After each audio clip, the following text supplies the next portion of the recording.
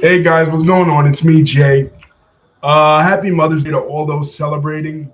Of course, this is a day dedicated to all the mothers, around the country and around the world. But I want to, unfortunately, there's sad news to report in the world of professional wrestling, and that is the death of Sabu. Yes, Terry Michael Brunk, otherwise known as Sabu, has passed away today at the age of 60.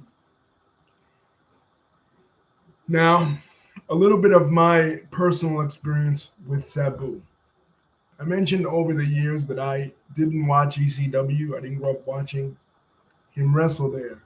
But I did watch him the times that he was in WCW and the WWF. And that was starting in 1995. He came to WCW. Let's start off with his career. He is the nephew of Ed the Sheik Farhat. We talked a little bit about Ed the Sheik Farhat, who he is. Um,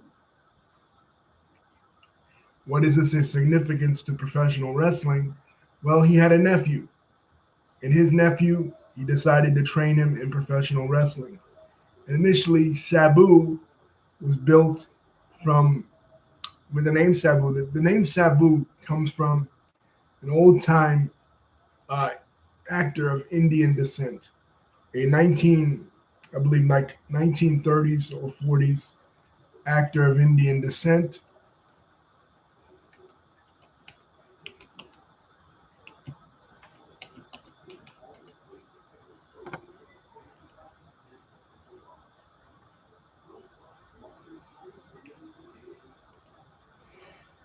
And Terry Brunk took that name because obviously playing up his uncle's Middle Eastern gimmick. For those who don't know Ed Farhat, little brief overview of him. He was he was a wrestler in the 60s and 70s in the Detroit area, former World War II veteran, um, Lebanese American. He basically pioneered two things in professional wrestling.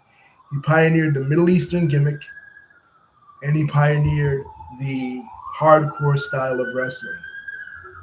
And he used that fame to propel him to become a promoter in the Detroit area,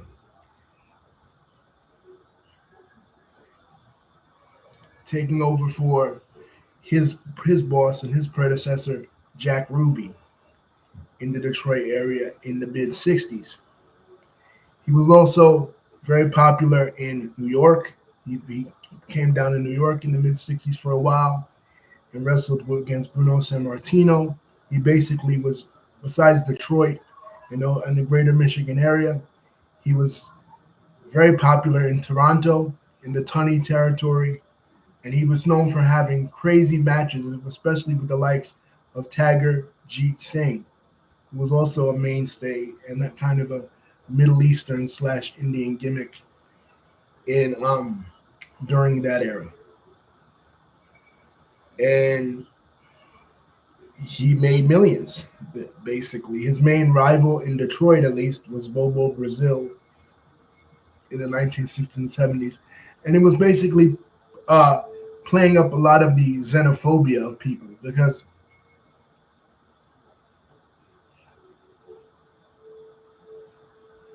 oh, you're at church, David. Okay, the xenophobia of people because even though the Sheik was uh, Arab American, Lebanese, he wasn't Muslim, but he would pretend to be. He was Catholic. He would pretend to be Muslim in the ring, basically, to anger the people, to make them upset. Uh, the Grand Wizard, the Grand Wizard of Wrestling, Ernie Roth was his manager. When he was in Detroit, he was the Grand Wizard of Wrestling in New York, but when he was in Detroit, he was Abdul Farouk. uh, and his other manager was a Jewish a Jewish wrestling character named Eddie Kleachman.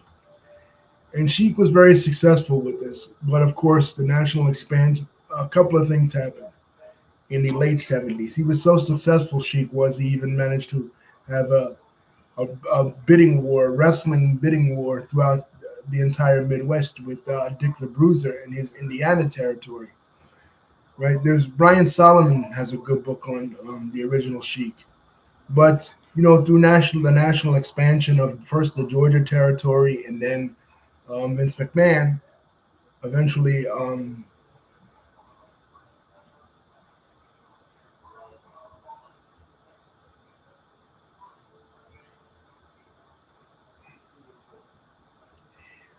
Sheik went out of business. But he didn't fail to train his nephew, Sabu.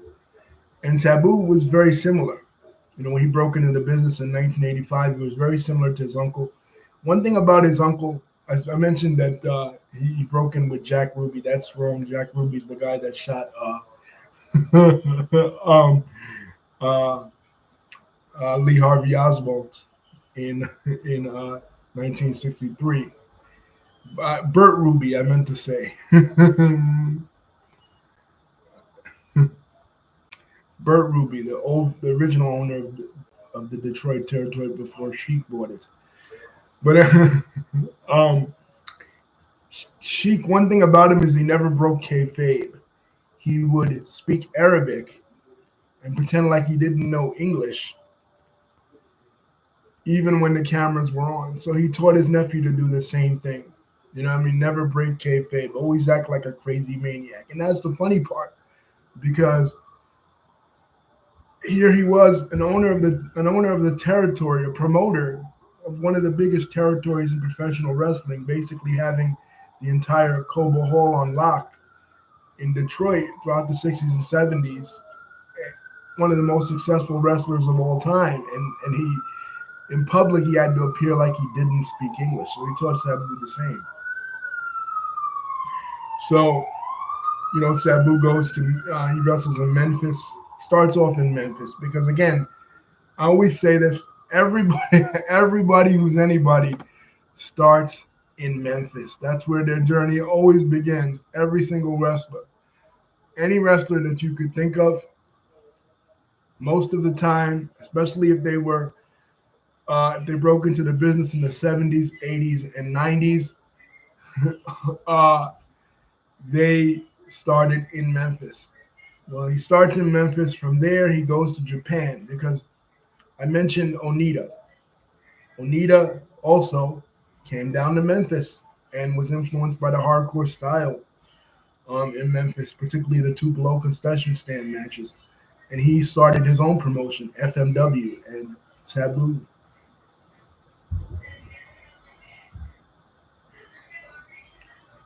Yeah, Terrence Michael Blanc, exactly, David. You're right. Did I say that in the beginning? Well, I believe I did. But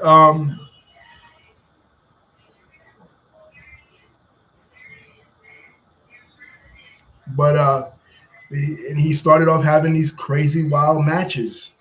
Hardcore wrestling. This was the beginning of a hardcore wrestling promotion. Think of this. His uncle pioneered the hardcore style, and now he is in Japan wrestling in a promotion that is entirely hardcore. Some real crazy shit. But then by 1993, like ECW's first show, one of the first matches they have was him against the Tasmaniac. Yeah, I remember that match too. They wheel him out. He, uh, Silence of the Lamb had just came out like 2 years before that. So the thing that they had Hannibal Lecter on, they wheel him out in that. He's strapped in this. He got the Hannibal Lecter mask on, scars everywhere, right? And the only time they would let him loose is when he would, when he would wrestle his match. He wrestles his match, and he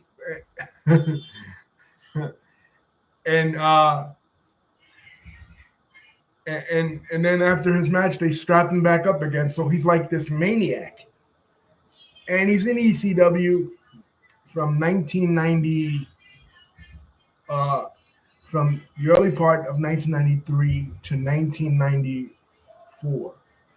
During this time in 1994, he has a match with Chris Benoit. And it was during this match with Chris Benoit where Chris Benoit breaks Sabu's neck. This is where Chris Benoit earned the nickname the Crippler Chris Benoit.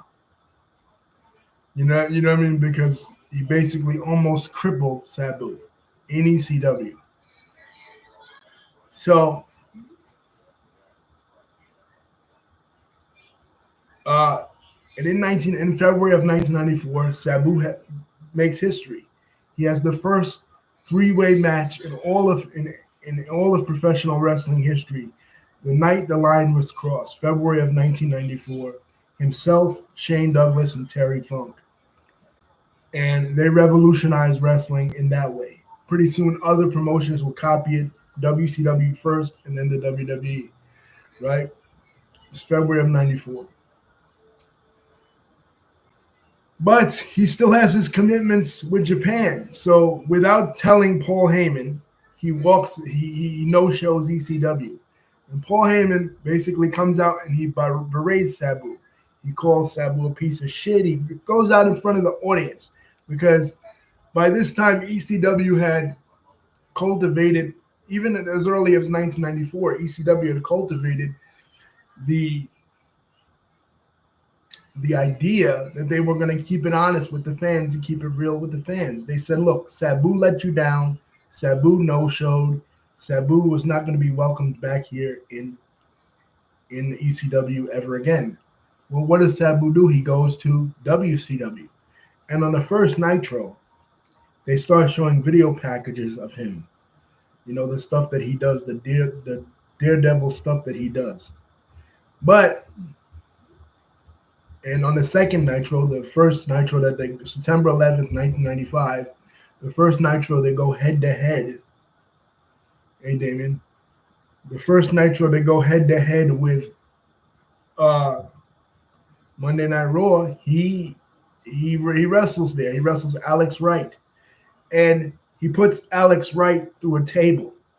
Now, keep in mind, this is WCW. This is mainstream wrestling. We never saw anything like this in mainstream wrestling. A guy being put through a table. It's hard to understand if you weren't alive back then or you weren't watching wrestling back then, how different wrestling was in the early 90s compared to what it became later on. You didn't see table spots. Tables never broke. Guys never went into tables. It was in the ring. Sometimes it was on the floor. It was rarely in the audience. It was just basic stuff. Most guys never ever left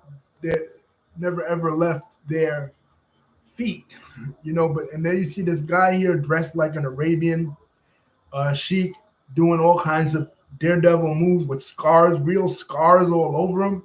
It was just crazy shit. His time in WCW didn't last all that long though, because he only wrestled like one pay-per-view against Mr. JL. And Halloween Havoc '95, his uncle was in this corner, and this was in Cobo Arena. This was the house that the Sheik built, you know. But after that, he comes back to ECW. He's welcomed back into ECW, and by this time, Taz is no longer Taz Maniac. He's Taz now. He's the Taz character that we know. He's the shoot style Taz character. This is after he has the shoot match with the UFC guy, Paul Garland. You know what I mean? So, and they have an amazing build to a match.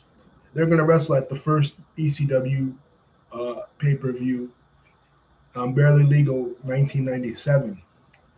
And that's where, again, I get to see Sabu again. Because, again, I didn't watch ECW, so once he left WCW, I didn't see him again until they did the ECW invasion in '97, where he basically jumped off the Raw sign, because Raw used to have a thing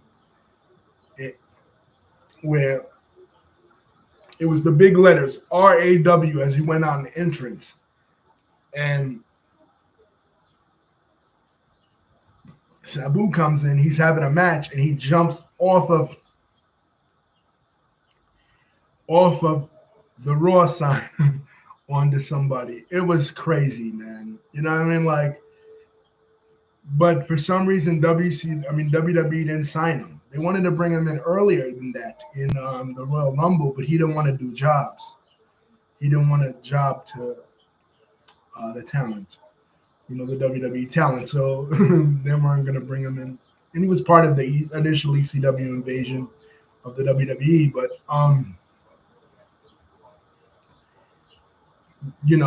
that didn't pan out because, again, we talked about it. There was behind-the-scenes problems between Heyman and WWF.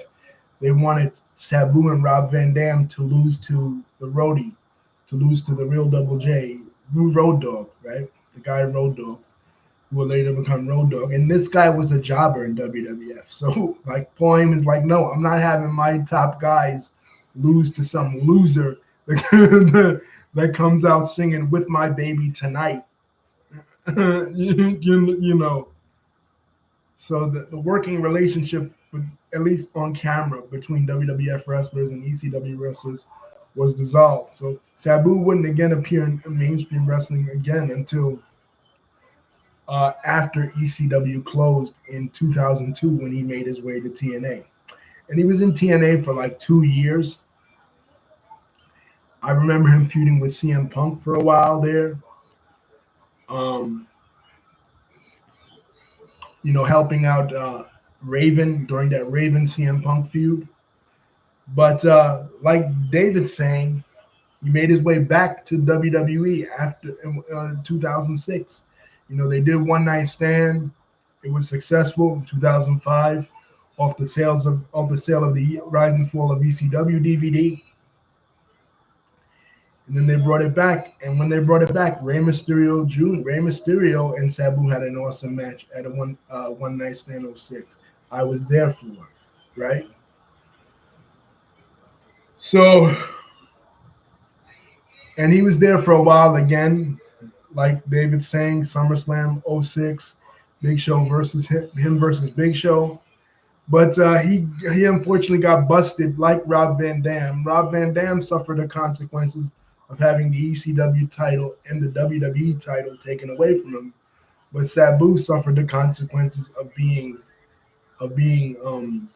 fired. And never asked to be called back. There is one segment of ECW on Sci-Fi where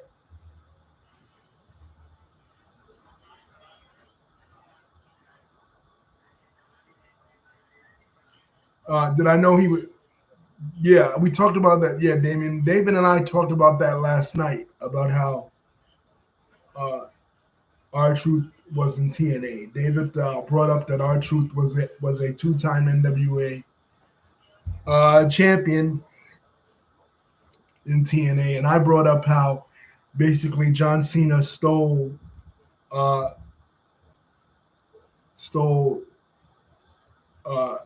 R-Truth's gimmick. R-Truth started the rapper gimmick. He had the rapper gimmick in the early 2000s when he was with the WWE initially. But about Sabu, there was an episode of ECW on Sci-Fi where Vince McMahon is like, "Who is this? The Taliban?" About Sabu. So, I mean, it's unfortunately never really got a big break like that. You know what I mean? Because he has such a risky style, and nobody really wanted to take chances on it. You know what I mean?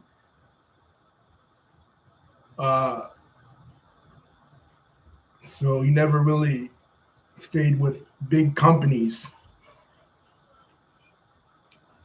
for all that long. So, but I always found him entertaining. The suicidal, genocidal, homicidal, genocidal, suicidal, homicidal, genocidal Sabu back in like 96, 97, when Bill Alfonso was managing him, with him and RVD, and RVD was Mr. Monday Night. Entertaining stuff, man, in ECW. Like I said, I didn't watch it, but through the magazines, that's where I got to know a lot about the storylines of ECW. You know what I mean? Like, that's how I got to know about the Triple Threat, the version of Candido, Bigelow, and Douglas, and Sabu, Bill Alfonso, and RVD. You know?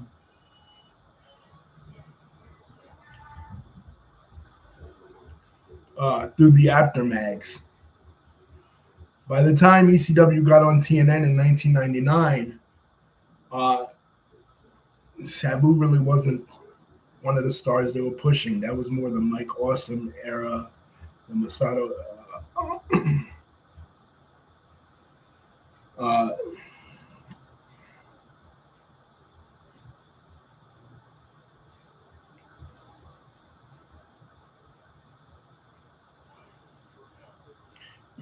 Just Incredible, Steve Corino, that era of ECW. So,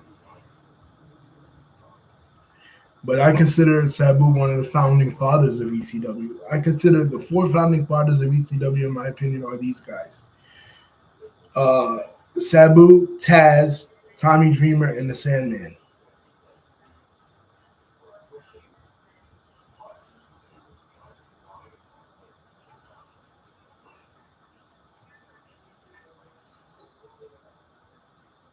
Those four.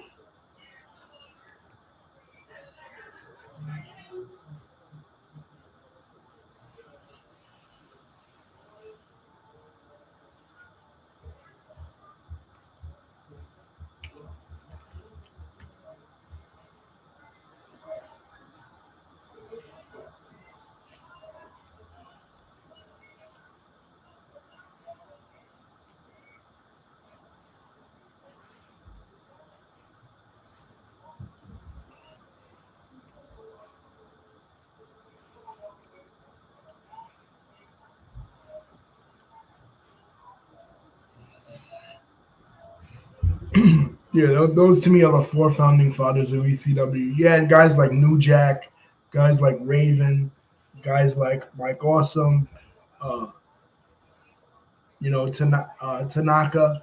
They're super crazy. Tajiri. They come in later. You know what I mean? But the four core guys of ECW, definitely Sabu, Taz, Tommy Dreamer, and the Sandman.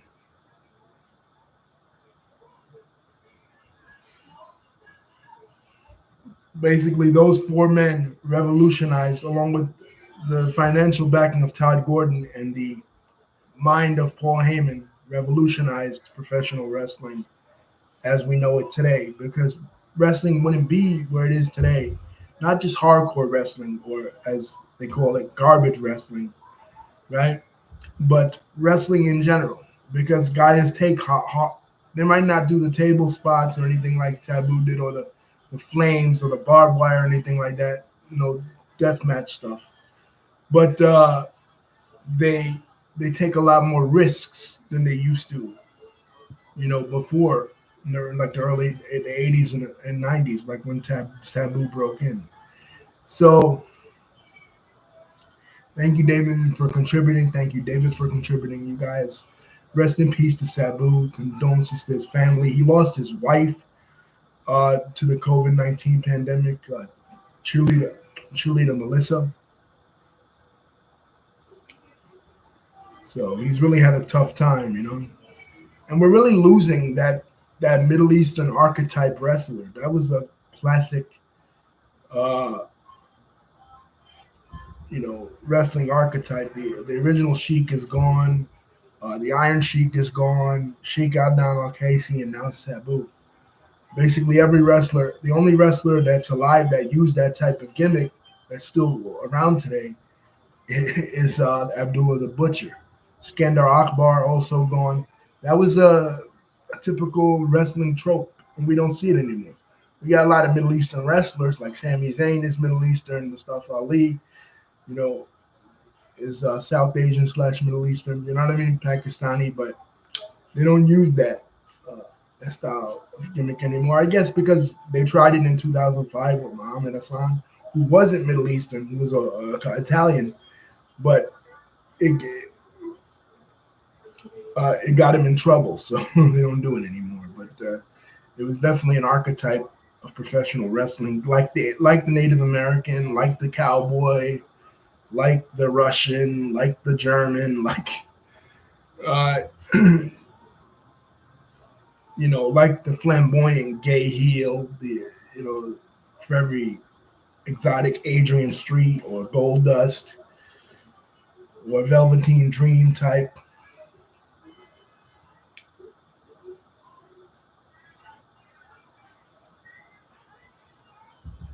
But yeah, guys, thank you for contributing. Don't forget to like, comment, and subscribe. Hit the bell button. Once again, happy Mother's Day to all the mothers out there.